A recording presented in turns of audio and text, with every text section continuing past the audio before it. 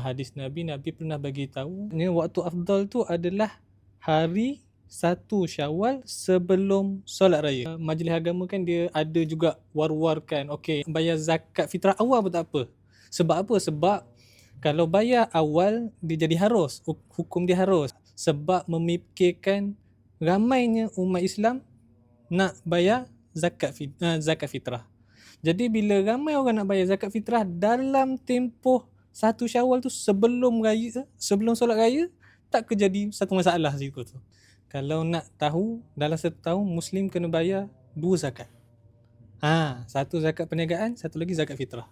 Kadar bayaran sepatutnya dia ikut kepada majlis agama sesuatu negeri. Sebab majlis agama sesuatu negeri tu yang ada autoriti untuk tetapkan berapa kita kena bayar. And kalau ikut majlis agama wilayah persekutuan, dia ada 3 lah.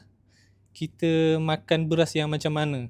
Yang paling rendah, yang biasa-biasa ataupun yang T20 punya beras. Kalau contoh kita makan banyak-banyak beras, maksudnya hari pertama kita makan beras yang medium, hari kedua kita makan T20, hari sebelum gaji kita makan yang beras biasa. Kalau macam tu saya cadangkan kita bayar je lah ikut kadar yang paling tinggi. Sebab apa? Kita tak nak zakat fitrah tu tergantung terhadap diri kita. Maksudnya dosa tu tergantung. Sebab apa? Sebab kita tak melunaskan sepenuhnya.